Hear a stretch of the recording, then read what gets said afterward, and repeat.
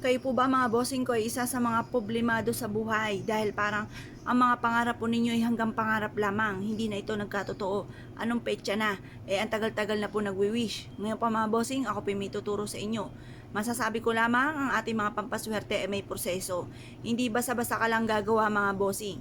Ang ating mga pampaswerte ay kailangan meron kang 100% na paniniwala na mababago ang takbo ng inyong pamumuhay at hindi laging ganyan ang takbo ng inyong pamumuhay. Pangalawa, kailangan hindi ka lagi nagsasalita ng mga pangit. Kailangan lagi mong sasabihin ng paulit-ulit ay panay mga magaganda. Pangatlo, kailangan po kayo po ay may positibong pananaw. Kailangan po ang nasa isipan ninyo ay panay mga magaganda na kayo po yayaman at magiging matagumpay. Kailangan po ang pang-apat, sasabayan ng double time sa pagkayod, sipag at tiyaga. At lahat ng mga pangarap ninyo ay makakamtan po ninyo.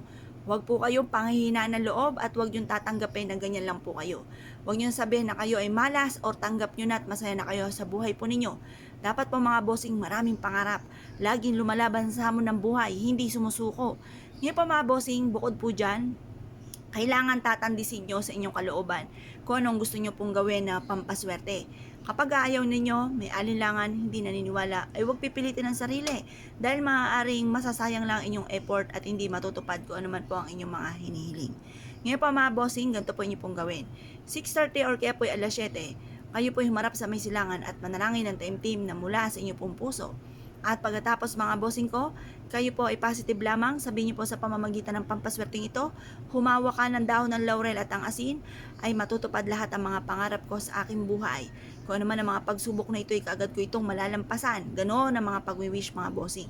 Tapos mga bossing ko, pagtapos na kayo mag-wish, lahat na po ay nasabi po ninyo na magkaroon ng sariling malaking bahay, magkaroon ng negosyo na dito na yayaman, magkaroon ng mga bagay na matagal ng pinapangarap, matigil na ang pagtatalo ninyong dalawa ng inyong karelasyon at maging mabait na ang inyong pong mga anak. At saka malayo kayo sa anumang kapamakan at kung kayo may karamdaman, gumaling na po kayo. Yan yung mga pinakamayor at ganoon din kung kayo may pagkakautang ay makabayad na sa pagkakautang. Ngayon pa mga bossing, pagtapos na po kayo, ilagay nyo po siya mga bossing ko sa isang ziplock. Pwede po yung ganito, isang ziplock. Pwede rin naman sa pouch na pula or pouch na ginto mga bossing. Makakatulong po ito upang sa ganoon magtuloy-tuloy ang pasok ng swerte at kailanman hindi na kayo mamumblema tungkol sa usapin ng pera mga bossing. Ngayon pa mga bossing, kung kayo po naniniwala at nais po itong gawin, huwag niyo itong kakalimutan na bitbitin kahit saan kayo magtungo para sundan kayo nakaswertihan.